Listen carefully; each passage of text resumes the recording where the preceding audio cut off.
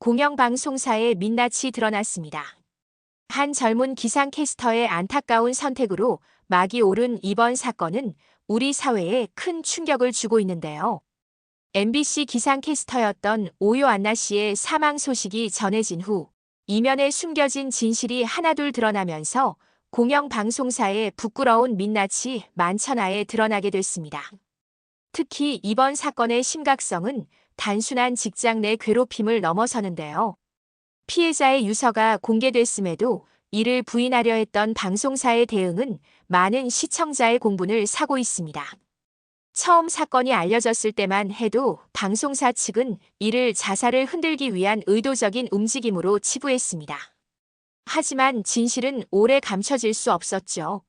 사건의 전말이 하나둘 밝혀지면서 방송사의 부적절한 대응이 도마 위에 올랐고 결국 진상조사위원회 구성이라는 결과를 낳게 됐습니다. 이번 사건의 특이점은 가해자로 지목된 이들의 면면인데요. 같은 분야에서 일하는 선배들이었다는 점에서 더욱 충격을 주고 있습니다. 젊은 기상캐스터의 죽음 앞에서 우리가 주목해야 할 것은 바로 이런 조직 문화가 어떻게 형성됐는지 그리고 왜 아무도 이를 막지 못했는지에 대한 부분일 것입니다. 방송사 측은 처음에 이 사건을 자살을 향한 공격으로 규정하고 강경한 입장을 보였는데요. 진상조사를 요구하는 목소리가 커지자 하루 만에 입장을 바꾸는 모습을 보였습니다. 이는 결과적으로 해당 방송사의 위기관리 능력에 대한 의문을 더욱 키우는 계기가 됐습니다. 특히 공영방송이라는 지위를 가진 매체가 보여준 일련의 대응은 시청자들의 신뢰를 크게 실망시키는 결과를 낳았는데요. 이는 단순히 한 개인의 비극적인 선택을 넘어 우리 사회의 직장 문화와 조직 문화에 대한 깊은 성찰을 요구하는 사건이 됐습니다. 이런 가운데 피해자의 유족들은 진실 규명을 위해 끊임없이 노력하고 있습니다. 그들의 요구는 단 하나, 딸의 죽음에 대한 진실을 밝히는 것뿐이었는데요. 하지만 방송사의 초기 대응은 이러한 유족의 마음을 더욱 아프게 했습니다. 사건이 알려진 후 방송사가 보여준 행태는 마치 큰 조직이 개인을 상대로 보여주는 전형적인 힘의 과시처럼 보였다는 평가를 받고 있습니다. 이번 사건의 실체가 수면 위로 떠오르게 된 결정적인 계기는 바로 단톡방 내용의 공개였습니다. JTBC 사건 반장을 통해 처음 공개된 단톡방의 내용은 많은 시청자들의 마음을 무겁게 했는데요. 여기에는 한 젊은 기상캐스터를 향한 선배들의 악의적인 대화가 고스란히 담겨 있었습니다. 특히 충격적이었던 것은 이들이 나눈 대화의 수위였습니다. 입에 담기 힘든 욕설은 물론 인격을 무시하는 발언들이 거리낌 없이 오갔다는 사실이 밝혀졌는데요. 이들은 심지어 후배를 따돌리기 위한 구체적인 모의까지 진행한 것으로 드러났습니다. 한 사람의 직장 생활을 파괴하기 위해 치밀하게 계획을 세우는 모습은 많은 이들의 공분을 샀습니다. 더욱 충격적인 사실은 이런 행태가 단발성이 아닌 지속적으로 이어져 왔다는 점입니다. 단톡방에서 이들은 피해자의 외모를 비하하고 업무 능력을 폄하하며 심지어 개인의 사생활까지 들춰내며 조롱거리로 삼았는데요.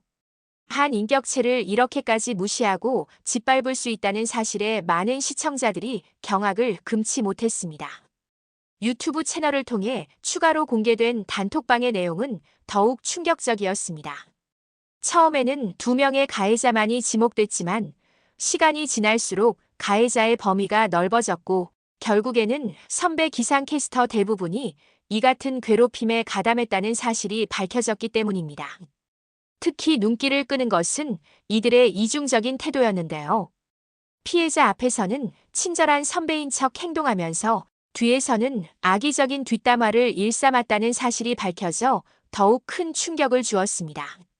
이들은 단순히 업무적인 비판을 넘어서 인신공격성 발언을 서슴지 않았고 심지어 피해자의 열정마저도 비꼬는 모습을 보였습니다.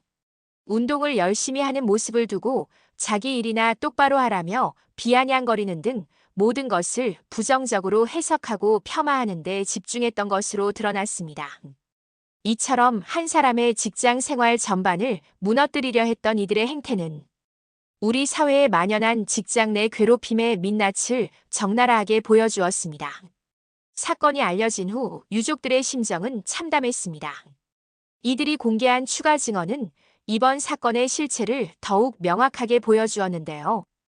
특히 유족들은 일부 기상캐스터들이 장례식장에 찾아오지 않았다는 사실을 밝히며 이들의 진정성 없는 태도를 지적했습니다. 사건 초기에는 2명의 가해자만이 지목됐지만 유족들의 추가 증언으로 사건의 전모가 더욱 자세히 드러나게 됐습니다. 유족들은 표면적으로 드러난 가해 행위보다 더 깊은 문제가 있었음을 증언했는데요.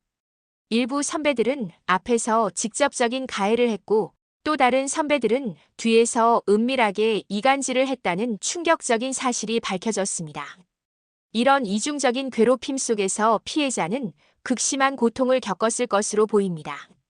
유족들의 증언에 따르면 피해자는 회사 생활 중 겪은 고통에 대해 가족들에게조차 자세히 털어놓지 못했다고 합니다.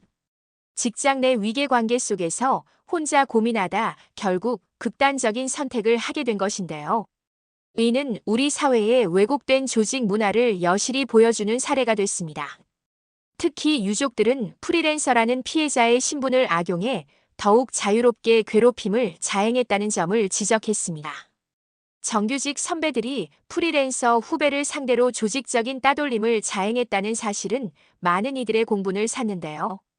이는 단순한 직장 내 괴롭힘을 넘어서는 심각한 문제로 지적되고 있습니다. 유족들은 사건의 진상을 밝히기 위해 끊임없이 노력하고 있습니다. 처음에는 방송사 측의 강경한 대응으로 힘든 시간을 보냈지만 점차 진실이 드러나면서 많은 시민들의 지지를 받게 됐는데요. 이제는 단순히 한 가족의 투쟁이 아닌 우리 사회의 잘못된 관행을 바로잡기 위한 움직임으로 확대되고 있습니다. 유족들이 원하는 것은 단 하나, 억울하게 세상을 떠난 딸의 명예를 회복하는 것뿐이었습니다.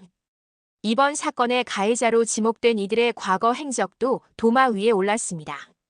이들은 각자 다양한 경로를 거쳐 기상캐스터가 됐는데요. 한 명은 지역방송 리포터 출신이었고 또 다른 한 명은 회사원 생활을 하다 전직한 것으로 알려졌습니다.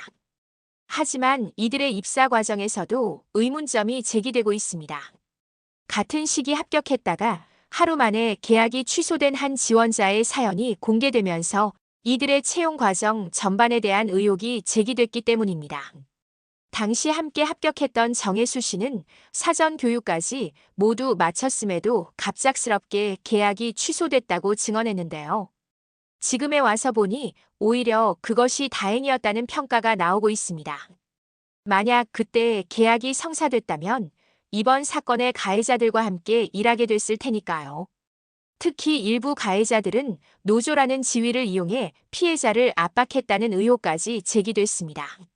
이는 노동자의 권익을 보호해야 할 노조가 오히려 약자를 괴롭히는 도구로 전락했다는 점에서 더욱 비판을 받고 있는데요.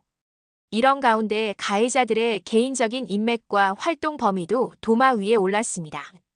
한 가해자는 특정 정당을 노골적으로 지지하는 방송을 했다는 의혹을 받고 있고 또 다른 가해자는 과거 방송인 시절 논란이 됐던 발언들이 재조명되고 있습니다.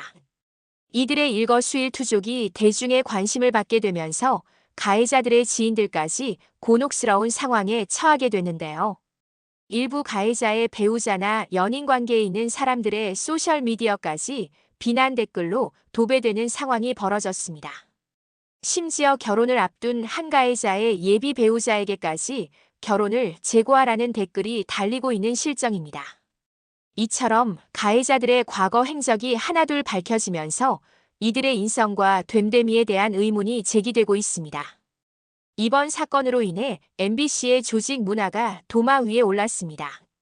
공영방송사라는 지위가 무색할 만큼 부적절한 대응으로 일관했다는 비판이 쏟아졌는데요. 특히 사건 초기 보여준 강경한 태도는 많은 시청자의 공분을 샀습니다. 유서가 공개된 상황에서도 이를 자사를 흔들기 위한 세력의 움직임으로 규정하고 강력 대응을 예고했던 것인데요. 하지만 이런 강경한 입장은 하루도 못 가 무너지고 말았습니다. 추가 증거가 속속 공개되자 결국 진상조사위원회 구성이라는 결단을 내리게 된 것입니다. MBC는 뒤늦게나마 외부 전문가를 위원장으로 하는 진상조사위원회를 구성하겠다고 밝혔는데요. 법률가 등 복수의 외부 전문가가 참여하게 된다고 설명했습니다. 하지만 이미 실추된 공실력을 회복하기까지는 상당한 시간이 걸릴 것으로 보입니다. 이 와중에 한 유튜버가 가해자를 옹호하는 발언을 해 논란의 중심에 서기도 했습니다. 해당 유튜버는 가해자 중 한 명과 방송에서 인연을 맺었다는 이유로 그를 옹호하는 발언을 했다가 거센 역풍을 맞았는데요. 결국 해당 영상의 댓글창은 비난 일색이 됐고 유족의 마음에 또 한 번 상처를 준 것이 아니냐는 지적이 나오고 있습니다. 이번 사건은 우리 사회에 만연한 직장 내 괴롭힘의 실태를 적나라하게 보여줬다는 평가를 받고 있습니다. 특히 공영방송이라는 막중한 공적 책임을 진 조직에서 이런 일이 벌어졌다는 점은 더욱 충격적입니다. 이제 우리 사회는 이번 사건을 계기로 직장 내 괴롭힘 문제를 어떻게 해결해 나갈 것인지 깊이 고민해야 할 시점에 놓였습니다.